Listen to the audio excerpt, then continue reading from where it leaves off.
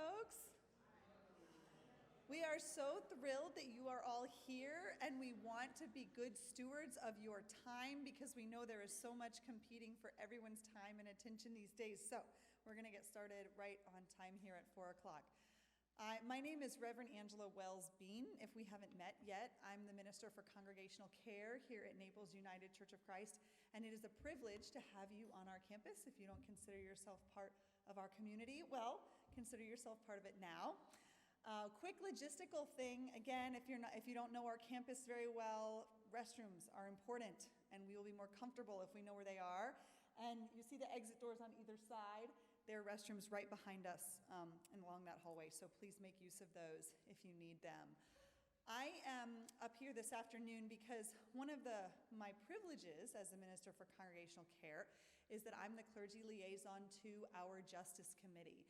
And our Justice Committee is sponsoring our program this afternoon. This is not the last program in our affordable housing series. We have one more this season, and we will be, after this, in April, we will be focusing on how this crisis is specifically affecting families with young children.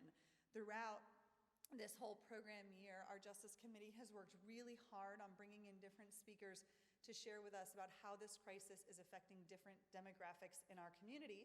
Today, we're going to talk about a possibility of workforce housing and how that would offer support for those solidly middle-class folks. But we've heard about how it's affecting veterans and senior citizens and others. And in April, we'll be hearing about how it's affecting families with young children. And I think thinking about homeless children kind of tugs at our heartstrings in really unique ways. And so anyway, I'm going to now introduce Jen Walker. She is the incredible chair of our Justice Committee who works tirelessly, and she will welcome our guest speakers this afternoon. So, Jen Walker.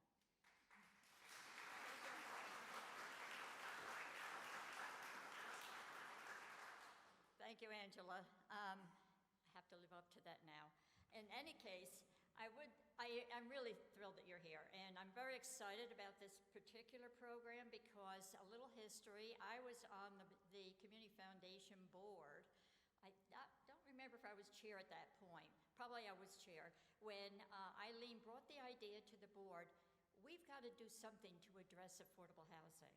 And she has spearheaded this, which has just been a remarkable long haul. And we'll hear about it, and we'll hear about where it's going and what the status is. But I'm very excited that we have both Eileen and Steve with us today. I don't think Eileen needs a lot of introduction, but I'll give you a little bit quick background. She's been president and CEO of the Collier Community Foundation for 10 years.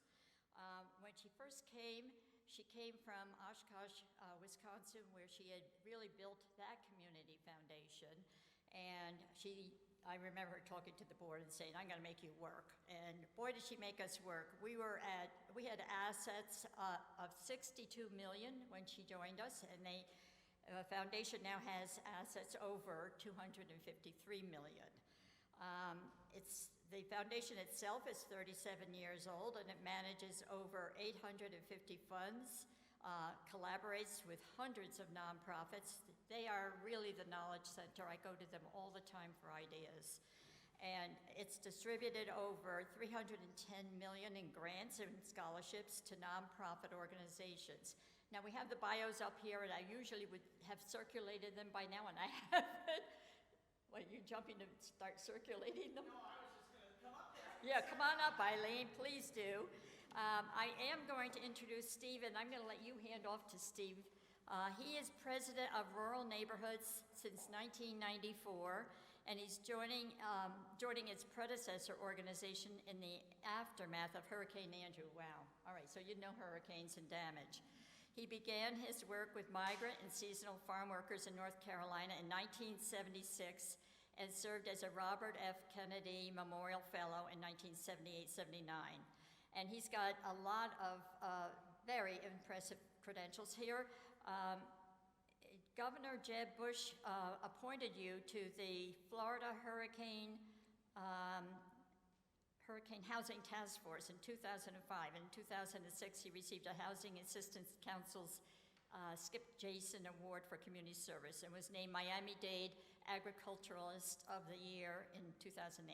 So we have some very impressive speakers with us today, but most important, they have an impressive program they want to tell us about. Eileen. Good afternoon. So happy you're with us today, and thanks for being here, Angela and Jen. Thanks for putting this together. And I have a couple, actually, of my board members here. Judy Jorgensen, who's here, Rob Funderburg, who's our vice chair. Tom McCann just walked in, and Emeriti. So I appreciate having everybody here, and it feels like I have a lot of friends actually sitting in the room today as we're talking about this, because many of you we know. So let's talk a little bit. Are we good? There we go. Is it going to go up there? There we go. Just a little bit of a delay. So our mission with the Community Foundation is we work with donors, we inspire ideas, we ignite action, and we mobilize resources to address community needs here in Collier County. Our tagline, informed giving, powerful results. And so Community Foundation, a big piece of our role is to gather data and information. We spend a lot of time looking about what is happening in this community. And I want to share with you something brand new, hot off the press in January. We started doing called My Sidewalk. There are 81 indicators on that. You can click on those, you can click on the indicators, and you can actually put in zip codes and find out in your zip code what is happening in these 81 indicators. So I encourage you to go on there to play with it. You can drill way down on data, and has a lot of housing data along with a whole lot of other indicators that we're looking at in Collier County that we will monitor. We used to do something called Vital Signs, which also was looking at issues in the community and monitoring over 5 years, but this is definitely more interactive and definitely more data. So if you're data driven, that's where you want to be. We have a nonprofit directory, has about 273 of our 400 nonprofits on that directory. So if you want to learn more about nonprofits, feel free to go on that and click in. You can type in education and a whole bunch will pop up. You can type in housing, a whole bunch will pop up, and you can get a lot of information from that. We look at nonprofit data. We recently did a nonprofit study. I don't think that slides in here, so I'm going to tell you. People always ask me how much money is raised by the nonprofits in Collier County in any given year from individuals. $402 million. That's the number. So we've got the study, and then we have the needs assessment, which is what took us down this whole housing path a few years ago. So I just want to give you some stats. Population in 2021 here in Collier County was 405,000 people. Growth rate of about 1.68%. Projected growth by 2050 is that we're going to have 607,000 people living in this county. 65 years and older make up the largest portion of our population, currently at 32.9%. But by 2040, we're estimating that's going to be at 43.5% will be 65 and older. And people live long here, really long. That's why you leave Wisconsin and places where you bust your hips on ice, so you all come here and people live longer. Our homeless population in December of 2022, we had 462 that were considered homeless, 173 were in emergency shelters, 132 in transitional living, and 157 were just unsheltered, meaning they were living in cars and other things. Student population, we kind of look at that separately. The school district gives us that, but on January of this year, we had 1,100 students that were homeless, 183 unoccupied youth were living on people's couches and elsewhere, and this is expected to grow to 1,300 by the end of the school year this June. So homeless population continuing to grow here in Collier County. Excessive housing. So they say you shouldn't have to pay more than 30% of your income for housing. And here's what we have in Collier County. Owners' excessive housing costs, so people who own their homes right now, 26.4% are over the 30% compared to Florida, which is 25.3%, so we have more people over that 30% than Florida does. And when we look at renting, again, 30%, 54.6% compared to 53.2% for Florida. So two problems that we have going on are people are paying more for housing than they should, and they're paying more for renting than they should. And those numbers just continue to go up. You know, this is a study that's done at a certain time. I suspect, and that was 2021, I suspect if they looked at it right now, those numbers would be way higher than what, based on what we're hearing, increases going up to $2,000, $3,000 a month for rent for a 1- and 2-bedroom apartments here. In 2023, the median sale list price for a single-family home was $772,000. That's an 81% increase from 2020. When we did that study 5 years ago, that number was about 450,000. Right now, our 772 is compared to Lee County. Same exact house sitting in Lee County is 450. So we definitely have a problem with the cost of housing going up and up and up to where people just, who can afford a $772,000 house if you're working in a restaurant here or you're working on somebody's lawn or in their pools or whatever? It cannot happen. It just doesn't work. The numbers don't work. So when we did the needs assessment in 2018, the number one thing that came out was lack of affordable housing, along with these other technical school needing more degrees, more healthcare options, and water quality. And this was even before the hurricane hit 5 years ago. So we, as a community foundation, the board started to really look at this study and what is it? What can we do? And at that moment, the Richard M. Schultz Family Foundation, Dick Schultz said, here's the deal. We need to do a housing project in this community. So he said, I will give $5 million. We will do it as a challenge grant.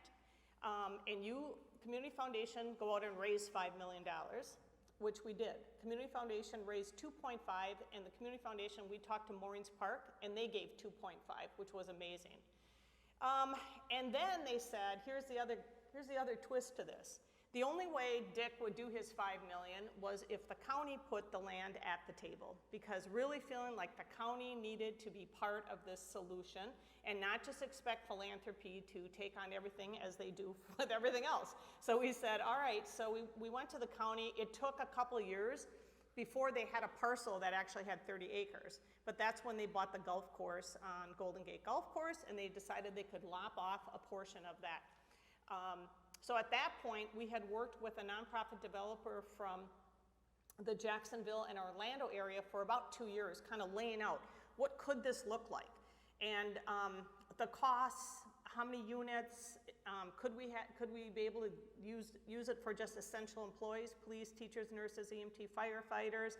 Could we do something with veterans and seniors? So there was all this discussion going on for 2 years. So after the county said, here's your 30 acres, we had the 10 million somewhat raised at that point. The county chose Rural Neighborhoods as our nonprofit developer. And I have to say, I was the one that was really on the kick of nonprofit developer. I did not want to hand a for-profit developer $10 million for a project. It just didn't sit right. I didn't think the donors would like it. Dick Schultz agreed. He did not want to see that happen. So we were really strong about it had to be a nonprofit developer that was coming in on this project. The way this works is basically the county will continue to own that land forever. The nonprofit developer will own the buildings, and we wanted it like that so the nonprofit developer, whoever it was, couldn't decide in 10 years, I don't want to do this, and I'm selling it off to venture capital. Can't ever happen. This is the way we set this up. It will always be affordable housing on that property. This is the property, and I don't think I have a little thing to show you, but it's kind of to the back where that little slice of land that goes back with the houses up against it.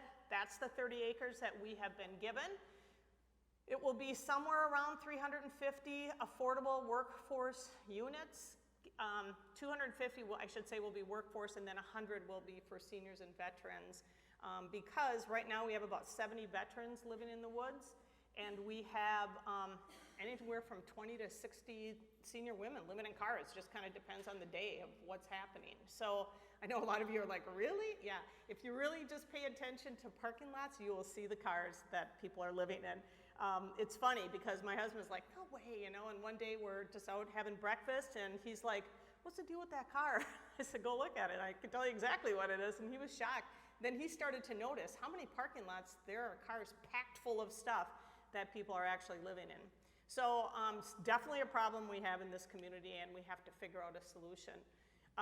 We are doing the needs assessment right now again. We want to update it. So if you haven't done the needs assessment, I think Jen handed out that little card. Please do it. We need everybody's input because it helps us decide, us as a community foundation, what we're going to fund in the future. It's telling us what you, the community, see are the biggest problems, and that's where we shift money and do projects. This will probably not be the only affordable housing project we're going to do, but it is a very long, drawn-out project that Steve, I'm sure, is going to tell you about. And once we get this out of the ground soon, we're all going to be really excited to see this come to the end and actually have a drop in the bucket, but at least some of the housing that we need. So, Steve, I'm going to hand it over to you.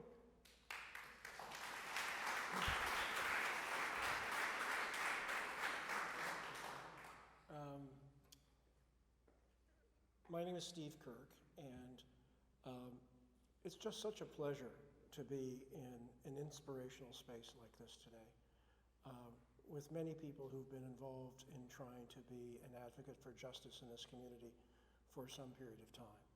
And Jen, for the ministry work that you're doing, thank you, and for the church, thank you very much. I'm going to talk a little bit about what we have now termed Renaissance Hall. Renaissance Hall is going to be both developments that we do in the Golden Gate Golf Course. And the first part of phase one of this will be for essential service personnel. And the second part of this will be for our seniors. And veterans will live in both parts of the project. See if I can I have to point this direction now, so let me stand behind you. I think you went past the slide. I did. Just a little bit about rural neighborhoods. We've been involved in Collier County since 2000. We have built in Immokalee. We have 350 units in Immokalee. We're building 24 today. We're building a community center in Immokalee today. So we, as an organization, have deep roots here, but not in the coastal community. And our work has been diversifying over the 3 decades that I've been the leader of our organization. And today, we're serving workers from the Florida Keys to Gainesville. We're serving seniors. We're serving agricultural workers. We're serving a real mix of individuals because the housing crisis is really everywhere in our state, and it's getting worse. And there's no place that it is any more acute than here in the Naples community. I think we know the problems, but I think it's worth saying that if we want to build a vital Naples, the goal is to have teachers who live here, who understand the neighborhoods in which their students come from. It's to have nurses that are here and make an investment in this community for a career, not just for a 2-year contract. It's to have first responders to respond to the needs of anyone in this community who's in an accident or in ill health. And that really is the blueprint for an extraordinarily innovative idea that Eileen and Mary Beth and the Schultz Foundation and the Collier Foundation have come up with. This is unique. We are typically building affordable housing for lower income individuals, people who are at 30% of AMI, people who are at 50% of AMI. And the one problem that government hasn't solved, that housing organizations haven't solved, is how do we serve people at the entry level of their teaching career making $47,000 or $49,000 here in Collier County? Or that CNA who's taking care of elders in an assisted living community, or a nurse who's just beginning her or his career in nursing. And so one of the reasons for time in this project is that we're creating a new template. This template doesn't exist. If we were poorer in our target, it would, and it would allow us to have more resources. But this is a strategy, this is an innovation that only with the philanthropic community coming together with the government community and coming together with private capital that we've been able to resolve it. And that's what makes it complex. What's our goal in this is part of the solution, but our goal is to serve people to 120% of median. For a family of 4, it's in the neighborhood of $114,000, $115,000. What does that mean? It means that a nurse who has a spouse who's got a job, maybe both making $45,000 or $50,000, who can't afford $2,800 rent, will be able to find a place in Collier County. Because we know what happens today. They have to live in Lee County or Port Charlotte. And they're smart individuals. After 2 years, they realize there are schools in Lee County, in Charlotte County. I can teach in Charlotte County and don't have to spend 2 hours commuting. So we've intentionally targeted what we think of as almost moderate income. There'll be units that are targeted to different income targets within this range, but it's a unique product that, again, is unprecedented in our state. Just some different slides. This is a rendering of the project. We have sort of settled on an affordable, modern, stylish product. It's going to be, we're going to show you a site plan of the product, but these are going to be apartments that are the apartments that really from a major viewpoint, these are not terribly different than market rate apartments. If you think about how we build affordable housing, we have the same construction costs that a contractor has for building anything. We have the same land costs, government steps in this case, normally to build affordable housing. So it really takes innovative financing to put the same product together because bricks and mortar cost the same, architects cost much the same in terms of doing this. So, short trigger here. So this is one of our buildings. We have 9 buildings in the project on the golf course. These are 1s, 2s, and 3-bedroom units. This is designed with a flat roof today, which is a little bit less expensive to insure than a typical truss roof. And so that it's a concrete block, concrete plank building. So from a resilience perspective, we're not doing stick-built housing, which was common in this community 6 years ago, less common today as wood prices have gone up. But it's meant to basically be a product that's still here for its 50-year economic life and for its 99-year lease. And so we are seeing extraordinarily increased insurance costs today. For example, our insurance for our portfolio rose 37% in February. Some people say that's a good number. It's not a good number for your budget. But increasingly, everything you can do to make your building more resilient helps as that insurer begins to look at the age of your roof, the type of construction that you have. And so resilience is an important aspect of this project. One of the things that we're doing with the golf course property, and this is the site, is we will be raising the golf course site to a degree so we're no longer in the floodplain. A lot of you are not in the floodplain and have floods this store, so we know that's not a guarantee of safety, but it's certainly a step that can be taken. And of course, the cost of flood insurance is expensive as well. So that investment in raising the ground a little bit is important, and again, in building resilience for the project. So we have 25 plus acres of land on the site. You can just see from just a layout perspective that at this corner, which was, if you remember Eileen's picture of the golf course with the lake, just behind the lake to the bottom, I guess, left on your side is where the seniors will be. They will be set back from Collier Boulevard, closest to the apartments, or closest to the homes of our neighbors behind us.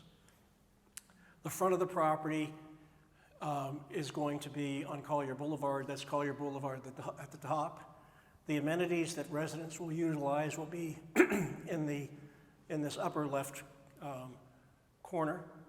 And we will have a greenway that's approximately 85 feet wide that separates the property from the neighboring home ownership units. Just an example, when we talk about targeting of who we're trying to serve, at the very bottom of the slide is we will have families we serve at 50%, families we serve at 80%, families we serve at 120% immediate. So there'll be a mix of people. But look at the number in the bottom. That's a 1-bedroom number, that's a 2-bedroom number, that's a 3-bedroom number. For those who sometimes characterize this as low-income housing, it isn't that. This is workforce housing. These are individuals who are predominantly at the higher end of this income range, still facing rents far higher than we're going to charge. Our market studies show that when we're complete, our rents will be $400 to $500 less expensive than the market. That's a pretty healthy market differential for any of you who are involved in real estate, to be that much less expensive. This is just what we have. This is a 2-bedroom unit. The gross square footage is 1,016 square feet. The net square footage is about 50 square feet less than that, depending upon how you measure. If you measure from the interior of the walls, it's a little smaller, but it's a traditional apartment unit. And this will have hard surface countertops. It's not going to be the old-fashioned plastic laminate. It's going to be hard surface countertops. It's going to have full backsplashes. It's going to have a washer-dryer space for a full-size washer and dryer for the renter. It's going to have tiled bathroom floors. Why, if we're trying to do affordable housing?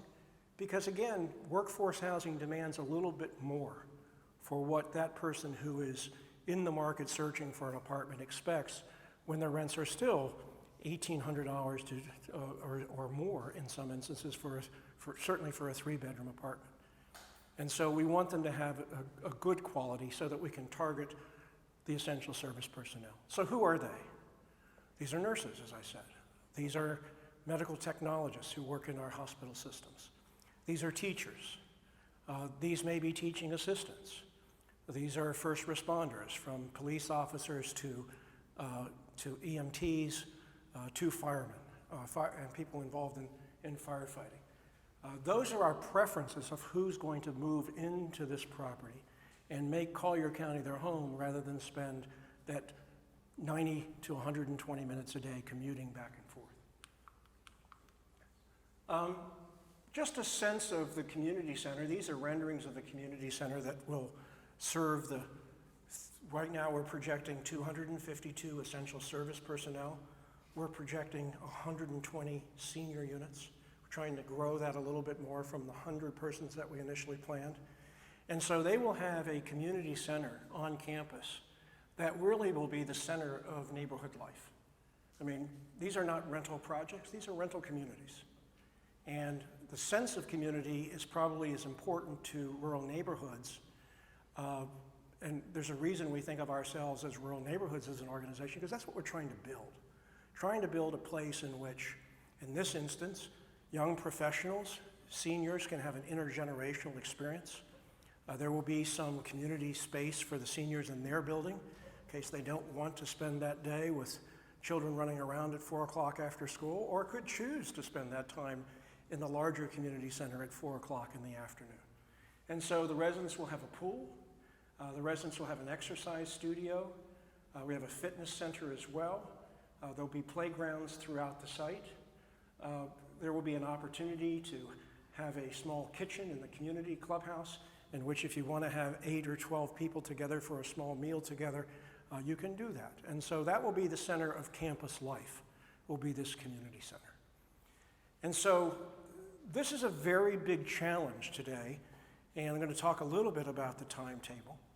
But what I want everyone to understand is think about the magnitude of this first phase. This first phase is about an $85 million plus project. But we have free land for 252 units. That's worth an estimated $7.5 million of contribution from Collier County.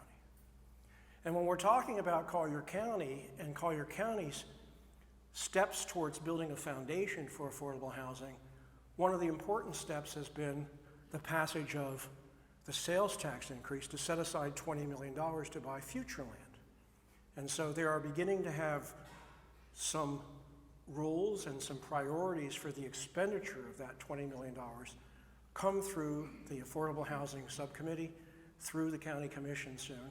And it's led by one of our persons in our room, in some sense, with Michael Pacello with the Community Land Trust here in Collier County. But that will eventually provide additional land to replicate this or other models of affordable housing. We have $10 million of philanthropic support. I'm headquartered in Miami-Dade. I've worked in Collier County for 20 years now. There is no other community in which the philanthropic community of a county or municipality in Florida has stepped up to do this. Can't think of a single one. Yes, on occasion there's $100,000 here or $500,000 here towards a specific project. This is a massive scale, and the leadership that Schultz and the Community Foundation in Moorings Park is really unprecedented. Collier County is at the cutting edge of that strategy.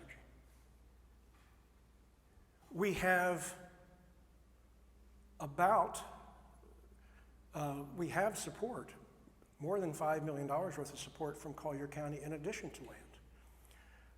There is an important foundation being laid by this project and by the advocacy through meetings on affordable housing like you had several weeks ago and are going to have in the future, to educate elected officials and county government on the steps that they can take. And we are at a real breakthrough in Collier County as the county manager's office, and the county commission begin to look at waiving impact fees for affordable housing. We are on the precipice of that decision being made around this project that will benefit many, many projects in the future. I would estimate that impact fee costs in Collier County has probably cost the development of almost 800 affordable housing units over the past decade, because developers, whether they're nonprofits like myself or for-profit developers, can look to Lee County, where instead of $18,000 to $20,000 a unit, it's $7,000, to LaBelle, where it's $0, to Miami-Dade, where they waive those fees. And simply speaking, developers have made economic choices to go where building is, frankly, more affordable. Yes, rents may be somewhat less, but development is, frankly, easier than to front that impact fee.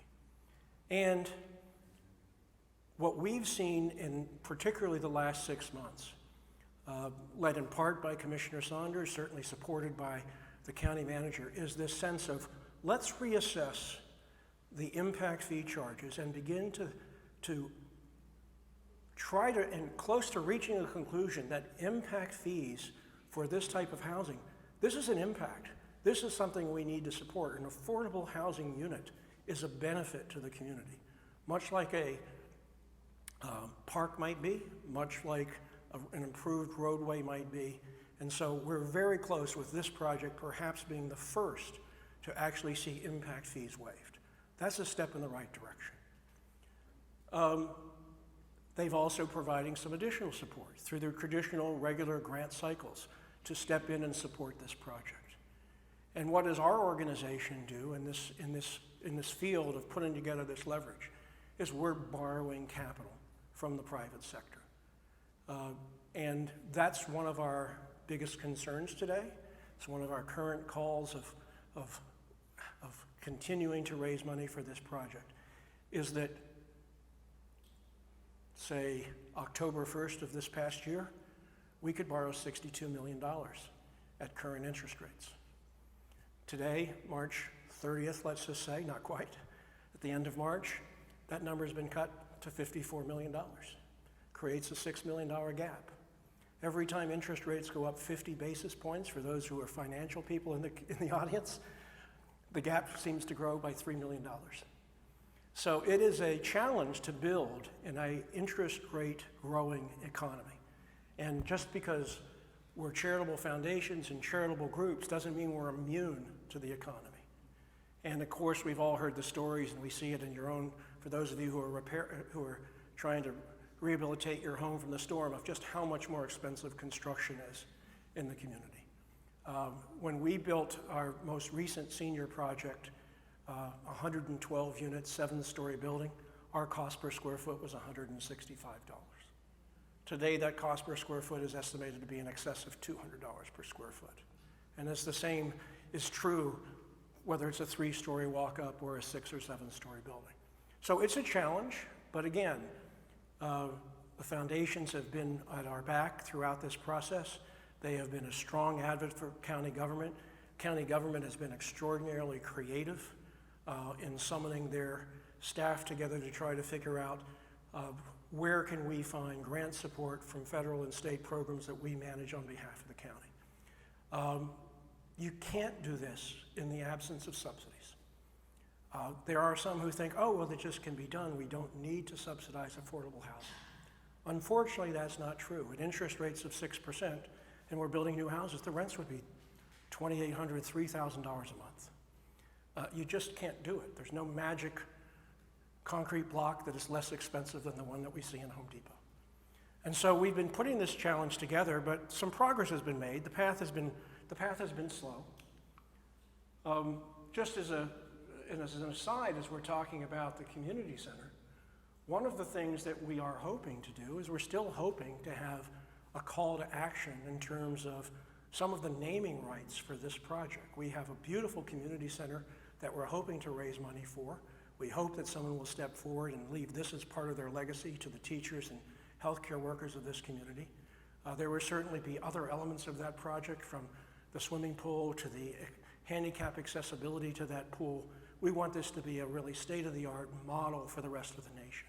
And we hope that people will step forward. But just a little sense of this, I won't stay here long. This is just where we are in terms of people coming together. And so one of the challenges that our organization has been working with, and we hope that in the long term we'll be able to work with the foundations in this community, is to figure out how to not just take gifts, but social investment into the affordable housing market. So unfortunately, the numbers have changed. We had a Collier leadership meeting not terribly long ago, maybe a year ago, in which we were talking about, would someone be interested in perhaps lending $100,000 or $1 million for 2 years for us to use for pre-development or to use for construction financing? And someone said, well, why would I invest my money with no return? And we sort of said, well, it's kind of what you're doing to your local bank. It's no longer 0.6%. It's gone up a little bit. But nonetheless, we're not talking about every person who participates in a project like this of having to be a gift, but there are opportunities to make a social investment. So we would hope that businesses in this community would find their civic duty to say, well, let me be part of the construction financing. We have money that we can invest at a very nominal interest rate and invest in this project, use it, pay me back. And so there are different opportunities for people to participate. So one of the questions that we've always had left is, not only for this project, but for future projects, how do we begin a fund at the local foundation that can begin to reinvest and occasionally invest that money for a short period of time in a project? It's a long haul. Eileen and her team were involved in this for 2 years before my involvement. So it seems like a long time to me. It seems like an eternity to them. And we are grateful for their support. But this is where we've come from between when we first started to advertise this to finally we got the zoning a year ago, virtually a year ago next month. So we've had zoning for 11 months. And we hope at the County Commission meeting on April 11th that our lease with the county for the 99 years will be presented to the board, the county commissioners, that it will be approved, we hope. We've negotiated the lease terms. And so when you think of this investment on behalf of your local government, we're going to use this land for 99 years to provide this product. We will rehabilitate the buildings more than once during the course of that 99 years. And at the end of 99 years, this remains an asset for Collier County government. It will be a product that they own at the end. Improved, hopefully still, workable housing units for people in this community. So it is not an investment that benefits rural neighborhoods. Perhaps it does in an interim basis as we manage and operate the housing. But in the end, this is an asset that we will hold in trust for the county. And so this is the county's investment in its housing stock. Can I just address Sure. that too, Steve? Because part of the deal was when we went to the nonprofit developers, once it starts to cash flow for rural neighborhoods, that a portion of those profits come back to a fund at the community foundation for future housing projects. Absolutely, yeah. So this is also a unique piece of this particular partnership we've created that doesn't always happen. Yeah. Any bankers in the audience? Any finance people in the audience? Well, okay, no one wants to volunteer being a banker today. But think about this. We have to amortize a loan, and we all have something that we face when we do that. It's called loan to value. It's called debt service coverage. So for a project this size, everyone wants your income to exceed your debt by a little bit so that they get paid every year on the borrowing. A project this size does throw off money in year 8, in year 9, in year 20, in year 25, in year 26 as you begin to pay down your mortgage. And so in real terms, this will generate a pool of funds that can be reused as we go down the road from here a decade from now. Our hard part is closing, meeting that deficit the first year. But as expenses go on and debt goes on and rents go on, this will eventually be a project that generates income for the foundations and the community. We anticipate trying to close in July and breaking ground in August. And we hope that construction will take 14 to 18 months. As you can see from the site plan, we have some 24-unit buildings, we have some 36-unit buildings. We have some 18-unit buildings. Buildings will come online in a rolling fashion. If the entrance is complete and you can drive to your parking place, Building 1 will be finished before Building 9, and people will be able to move into Building 1 and to be able to reside there and live there in a safe way during construction.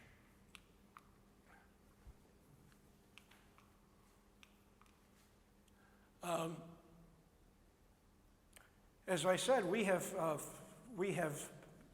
been getting tremendous support along the way, and it's still a challenge. But one of the things that we basically have said in terms of participation is that one of our banks here in this community, Northern Trust, reached out to rural neighborhoods in the beginning of this process and said, we're going to offer you $2 million at a nominal interest rate, 1.5%. Looks better today than it did then, but it looked pretty good then too. And basically say you can begin to use this funding for pre-development of this project. Because like every project, what we spend today is money that we theoretically get back at closing. And so we have had to make the commitments towards $1.5 million from an architectural, engineering fee, environmental testing, all those types of issues to get from there to here today. And Northern Trust, in their generosity, has been a strong support to us getting there. The foundations, I think we've talked about, and there are many others that will continue to step forward.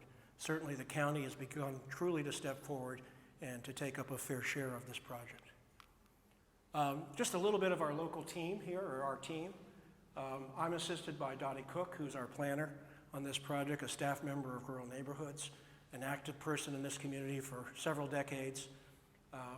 We are assisted by our local engineers, Grady Miner out of Bonita Springs, who are very skilled in helping us deal with issues.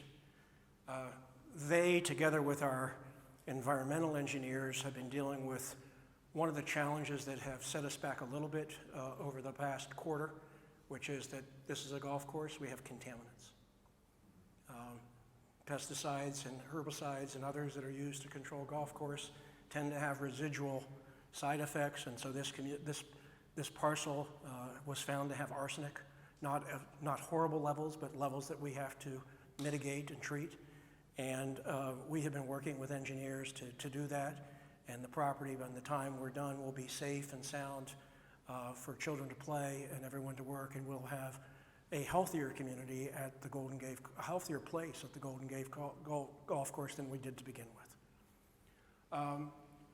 Our legal firms and that, and I want to mention just the generosity that comes from the private sector. We have a pro bono sort of technical assistance provider in this project. They're a company that's named Dominion. Dominion is the largest developer of affordable workforce housing in the country. They have 40,000 affordable and workforce housing units. Ironically, they are from Minneapolis, St. Paul, much as Richard Schultz is from Minneapolis, St. Paul. And so for those of you who are transplanted Minnesotans, we can't say anything more about the generosity of that community because they've truly done things for all of us here. And so when we talk about social investment, this is an example of a firm who has no self-interest in this project, but has basically said, we own properties in Naples, we own properties in Florida, we own properties across the country. And we also know that these essential service personnel are important to our rental residents in their community. And so they are looking over our shoulder each and every week, providing us access to engineers and investors and other, or investment banks and others that they work with to develop affordable housing. So even though this is funded by charitable organizations, run by charitable groups like ourselves, we still have the expertise of the private sector sitting there looking, making sure that this is sound financially, sound architecturally, sound environmentally for the community. Just a contact for myself, I have some business cards here as well. But again, I think we're blessed to be part of this effort, and thank you very much.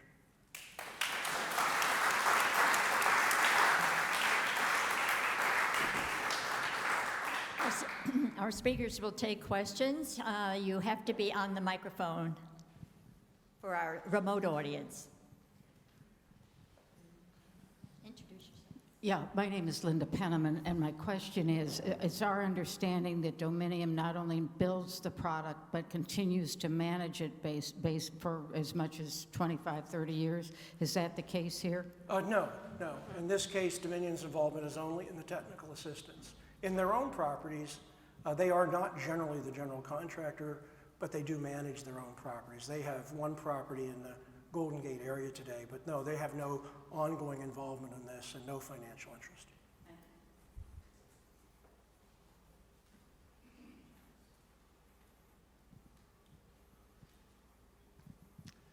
I'm Bill Hobgood. My question is, how have you engaged, or do you plan to engage the affected unions in all these plans? Firefighters, police, building trades? Sure.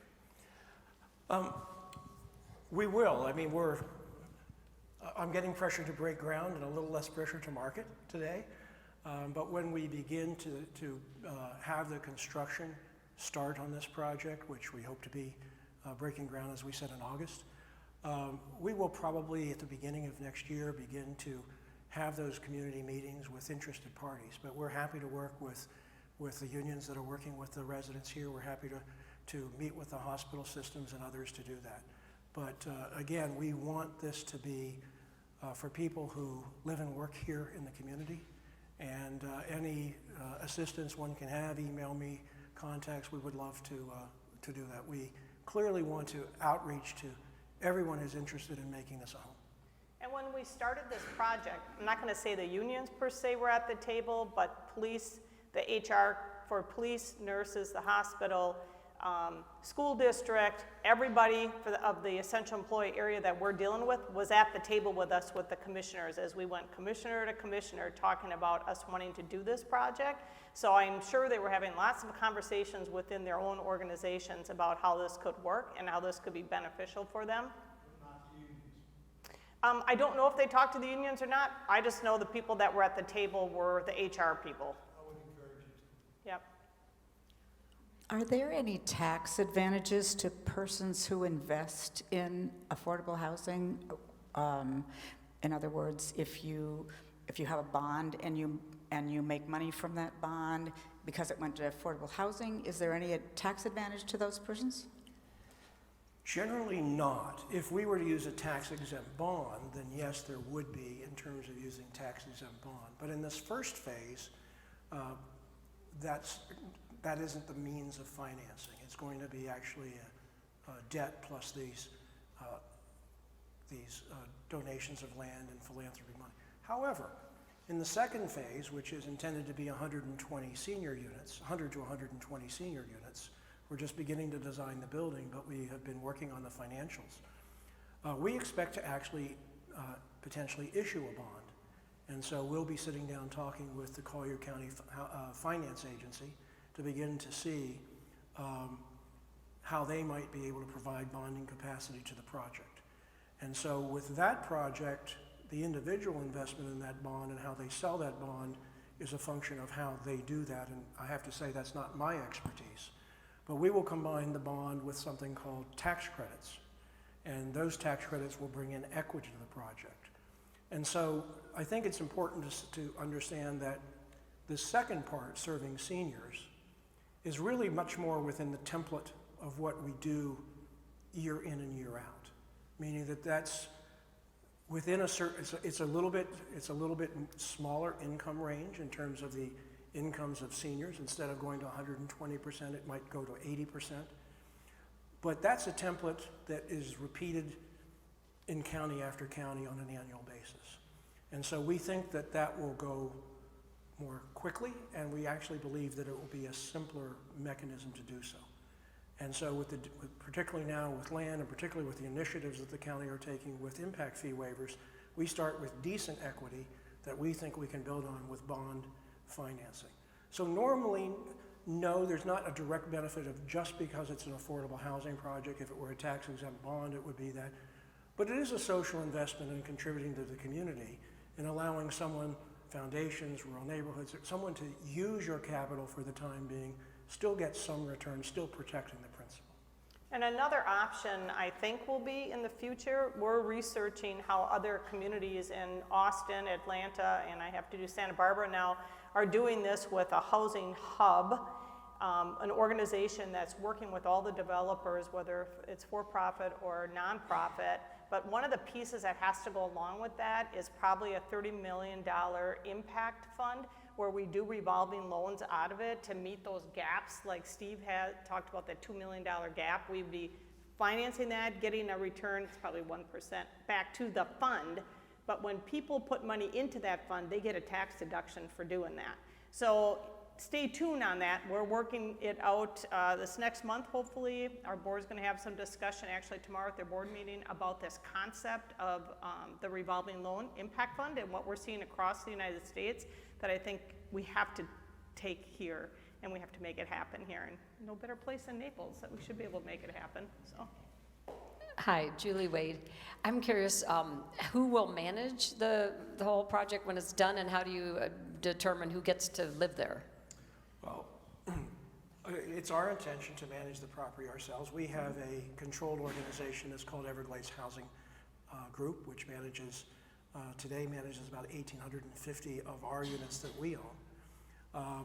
And we will be managing this for what I would describe as less than a traditional management fee. We have, in order to try to make our budget work in terms of our borrowing, intend to have a management fee of approximately 4%. The industry standard is 5%. We're going to make 1% of that contingent upon breaking even and having cash flow. So our hope is that that will happen, but we're going to do that at a reduced cost. And we have what's known as an affirmative fair housing marketing plan. So we are obligated under federal law to make certain that we outreach to every corner of the community from a race, gender perspective.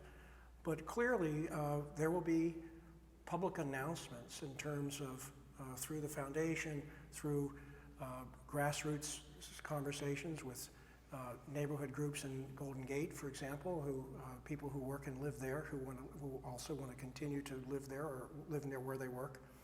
And so I think the measure of our success in doing that will be, did you hear about the fact that this opportunity is coming online? And I think that's how we should be measured, to make sure that you hear about it on your public radio station, that you hear about it in the Naples News, that you hear about it in grassroots situations like churches and other places in the community. And the gentleman mentioned unions in regards to some of the firefighter and police unions. We'll sit down there. I suspect you'll find us sitting down in the lobbies of hospitals or in their human resources departments talking with them as well. The goal is to really prioritize these preference groups. We hope that it becomes more than just a preference. We hope that folks are lining up in those occupations to do it.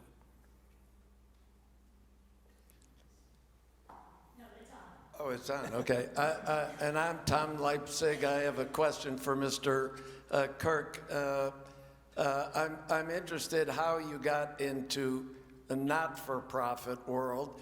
And as a side question, do you also own and manage properties for profit? No, I have to say I got involved in this because, to be honest with you, I didn't have the capital to do it myself. But realistically, I didn't even think about that. My first involvement in working with low-income people in need of housing was in the late 1970s. I was a Robert Kennedy Fellow, which was funded by the Bobby Kennedy's Family Foundation after his death, and was involved in rural housing work throughout the community. I commuted from Washington, D.C. to Miami for 2 years in the aftermath of Hurricane Andrew, and was asked by this group, having raised $40 million to rebuild their community in South Dade, that either find us an executive director or become the executive director, because the money itself isn't just enough. And so I am not a housing person by my graduate school expectations, but I have become one. Lisa at Habitat was probably more a theologian than a housing person when she began this work, but we were called to do it. And, you know, I am grateful that I've had the opportunity. Some of my colleagues and many of my competitors are for-profit developers. And when we measure our record over 30 years, we have built, as I said, 2,400 units. We have net assets of many, many millions of dollars, and we feel like we still, as a charitable organization, have to be good stewards. We have to look at this from a financial evaluation no differently than a for-profit business person would be. We would like to have a return on the investment because it allows us to do something the next time. And so really, I think the difference between what we do every day and what a for-profit developer does is not terribly different from a business sense. But when I'm asked that question, I say we tend to do things that are in some instances smaller proportions. My group is building 31 units in Big Pine Key as a response to Hurricane Irma. Not many developers would want to do 31 units in the Florida Keys. We know far too many things about the difficulties of development down there. But we have also targeted groups, for example, in the last 20 years in Immokalee. And again, a place in which the for-profit sector didn't really want to, didn't think that housing agricultural workers and service workers in Immokalee was good business. But in truth, they're extraordinarily good tenants and don't terribly migrate much, as the word would perhaps suggest. And then lastly, I think projects like this, in which we are working with local partners like these three foundations to do something, really allows us to establish a new template that is not precedented in this community or many communities. And so I guess if I had to just say one more thing, I would say, unfortunately, we say yes too many times when maybe the better answer would have been no. But I do think that that's what charitable groups do. They say yes when there's a problem and find ways to try to do it.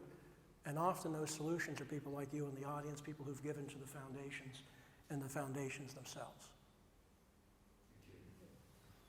My name is Tom McCann, and thank you, Steve, for that fascinating presentation. It's very exciting for those of us who are concerned about workforce housing and affordable housing. My question is it permitted legally now to waive impact fees, or is that going to require new legislation? It is our understanding that this question has been addressed in part by some recent laws. I won't say that I'm the expert, but I do believe that that the legal research is proving that this is now taking place in other communities, and to the degree that these kind of products focus totally on moderate and lower income classifications, up to 120% of median, that is legally possible. But I think we'll leave that to the manager and the county attorney, but I believe there's a commitment at this point in time by the county staff, Commissioner Saunders in particular, to try to make this work. And as I said, I think that would be a foundational difference in this community. I have a question, Jen Walker. My question is, what are we looking at for a timetable that we can look to support you vocally before the county commissioners? Are we looking at April 11th, possibly, for something coming up on the agenda? We're very good about going and showing up and speaking our mind, and we would like to do that, maybe write some letters to the commissioners. Where can we be helpful to make this happen? I think we've been very patient, and now we're anxious, and we want to get going. Well, I would urge everyone to be constructive. I think we have good momentum now. I think we should encourage commissioners to continue this path. I know you had I believe you had a commissioner here several weeks ago talking about support for this project or at a recent forum. It wasn't here, but I went to his town hall. Yeah, town hall, and it was supportive there. And so I do think that particularly as we have newly elected officials become better educated on strategies and the problem, I think they knew the problem, I think they understand it very much, but understand the problem, understand the solutions better and what can be done. Again, I'm optimistic that we are going to begin to see some change. I think, I hope that we could encourage them in the April 11th meeting to continue down this path and to vote yes for any impact fee relief or the lease, depending upon the number of things on the agenda that day. But as I said before, I think we have good support from the manager's office. I know we have leadership from Commissioner Saunders. I have worked with Commissioner McDaniels and Immokalee on issues before, and I think he understands the importance of housing in the Golden Gate community in particular, part of which is in his district as well. So I think we just continue to encourage them. I don't think anyone needs to be threatened, but I think to have voices there to stand up and say, yes, we're for this. This is critical to our lives, to our children's lives, is important. And I think you can just email them if you can't be there, and just each and every one of all 5, email them and say, please support the lease on the Golden Gate Golf Course for April 11th agenda and the reducing of the impact fees. I think if you just do that and they start getting emails from everybody in this room and anyone who's listening to this, they will take notice. And that's what we have to do. We have to put that little bit of pressure on. Don't have to be mean about it, just we really want you to support this. I have one quick question. Have you gone out for any bids? Do you know about the labor market with Hurricane Ian and all the construction that's going on today? Is it going to be a hard? It's going to be hard. It is hard. We are currently working with DeAngelis Diamond as our tentative contractor for the project. We have built with them before. We have found the quality of their work for us to be extraordinarily good. But I think what's most important about our engagement with DeAngelis Diamond today is that they're citizens in this community. And so they understand how important this project is to the community, both as a model as well as to housing the people we're targeting. And so they have market size and presence to, frankly, get more subcontractor bids. I don't mean this in a mean way. They're one of the 800-pound gorillas in the construction industry, and that helps to get your subcontractors to bid because everyone's seeking to get other work for them. So we're pleased to have them, but it's a tough market. I think we can say that construction prices, in general terms, have leveled. I don't think we can say that they've fallen. And so, you could not have said that last summer or even last fall that they had stopped rising. And we still have supply chain issues. Our last building that we did and we completed in Gainesville took us 10 plus months to buy a whole building generator. We just, on this project I mentioned in the Keys, we have waited 5 months for impact glass doors for the project. So it doesn't take every component to make your project. When you don't have a front door, it's not terribly welcoming to a project. But that's where I say that the conditions that we face are very similar to the conditions that private sector businesses face. If you're building a hospital addition today, if you're building a car dealership today, whatever you're building, you're facing this issue. And many of those projects have postponed their work to try to see where does this interest rate stop. We don't have the luxury of doing that. We're continuing to move forward, which is where the fundraising part of this is extraordinarily important. If there are no other questions, Jen? oh, I just want to, because since I beat up the county all the time about this project, I just want to explain to you what's happened with this project, because I know the frustration of, we started this in 2019, and now it is 2023, and we are still not out of the ground, but I think, Amy Patterson, our county exec, was really good about explaining it to me for the first time this last year, and they bought a golf course, didn't have a plan for it, and then hired somebody to look at making part of it still a golf course, part of it was going to be our project, part of it's going to be a veterans nursing home, right? All this is going on. After a year of somebody, an architect they had hired to do the layout, they had to terminate that relationship. So we lost a year. Meantime, our county manager retired, our deputy left, and then the new county manager left, and the deputy left, and then we got Amy, and she has been wonderful to work with, and her staff. In the midst of this, changes on the commission itself, 2 new seats, people are trying to get their arms around this. We got arsenic, we had bats. We didn't know, they were living it, and did they live there? They just visit. They just visit. And they just visit, thank God, so we, didn't have to deal with it. But it took months of studying the bats to figure out their migration and where they're going, are they coming and going?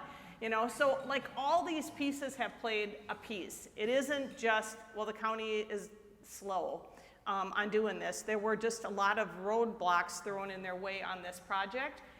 We're working with them. We've been in meetings with them, Steve and I, the Schultz Foundation, Maureen's Park. We're all part of this. We're pushing as hard as we can to get this done. But we need that call of action for you today to talk to your commissioners, all the commissioners. Doesn't have to be yours, just all of them, because it will get their attention. So I just wanted you to know, as much as we beat them up, there were a lot of things happening. Our timing probably wasn't the best. And then COVID, that was 2 years. Interest rates are up, wow. Couldn't have probably made this any harder on ourselves than we did, but. No, and look, development's hard. Yeah. You have to be a little bit of an optimist to do this. This is obviously not the best schedule that we could have hoped for, but when we built in the Keys recently, we all know how long ago Irma was. We're still doing Irma relief. But it took literally 15, 16 months to get environmental approval to build 31 homes on lots in which there were 31 homes before we started to build. It's a process. Notice to Native American tribes of work that are in the area, dealing with, all kinds of issues. We had key deer.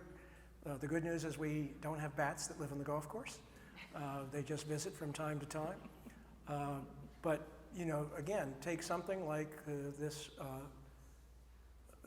ground contamination. It's not the end of the world, but it then brings into steps that one has to take to make sure that it's safe for the residents and children who live there. And so, we find the problem, we go out, literally spend $60,000 testing every so many feet to find out if there's other contaminants. And does it mean that now you have to put a plan to the Florida Department of Environmental Protection? Yes, it does. And when they get it, how long does it take for them to improve it? 60 days, probably. It's not 6 days, never 6 days. I do it a lot, so I'm used to it. It's for those who don't do it. Gary? Thank you. My name is Gary Hodgson. I live right in the middle of the golf course we're talking about. It's a retirement community called the Pars. My wife likes to say it's for people 55 and better. But I want to support what you've just suggested, and that is writing letters to the commissioners, all of the commissioners, not just emails, but Naples Daily News gets a lot of visibility. Not everybody reads it, but the right people tend to read it, and that's the commissioners, because they see every letter in there is magnified by the fact by the number of subscribers. So it's been a long road. We actually started well before 2019 when a developer wanted to buy the golf course and put in more than 750 apartments. And we worked with the commissioners. I use that term politely. We worked with the commissioners to help convince them that this was a good time for the county to buy the golf course. And it turns out that several other people were looking for the county to buy something where they could put workforce housing. So the stars and the moon were pretty much aligned, but we helped align them by influencing the commissioners. So I would suggest everybody support that effort with letters to the commissioners and to the Naples Daily News. Thank you. Yeah. Yes. I would just like to, this is a moment. We hear a lot of stories about people who are opposed to affordable housing. We have had a wonderfully constructive relationship with those people who surround the golf course. The Golden Gate Civic Association, Gary's residents at the Pars and others. We've had a couple of community meetings, tried to answer questions, and everything has been a very constructive response. I mean, people who live next door have realistic issues and questions for you. And we've sat down and listened, they've sat down and talked, and we haven't had anything that we would ever close to say was a NIMBY issue, a not in my backyard issue. It's really been a constructive relationship, and that should be celebrated in this community. Well, that certainly should be celebrated, and I'm delighted. Doesn't always happen. Because we always think NIMBY kills things. So I think that's great, and I promise Eileen, who has another meeting that she has to rush to, that I will let her get out of here on time. Thank you both for your speaking today, really.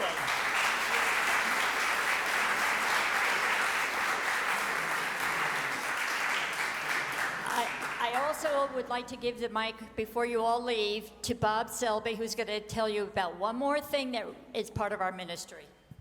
Thank you very much. One of the things that we're dealing with in the state of Florida is clean water. And one of the new proposed amendments to the Constitution of Florida is an amendment to assure that residents have a voice in working for getting the state to do clean water initiatives that are promised by the Constitution that exist, but they're not. The words are not chosen properly to ensure that they would actually do it. So this amendment, this proposed amendment, would allow for citizens and citizen groups to sue state agencies if they are not complying with this particular amendment for clean and healthy water. If you're interested in seeing more about it, I have some handouts up in the front. We've just had the the director of communications for the event for the proposal came to speak with us, and like I say, if you're interested, you can pick up a proxy or a petition form. They need 900,000 signatures by Florida residents that are registered to vote. So it's a big deal. They need it done by November of this year. They're also dealing with, at that time, then having the Supreme Court review the amendment. So if you're willing to do it, I have the petitions here. I think somebody else does as well. Also, if you want a fact sheet on it, I prepared some questions and answers on the particular amendment, so you're welcome to grab that too. Thank you. Just a reminder, I have some cards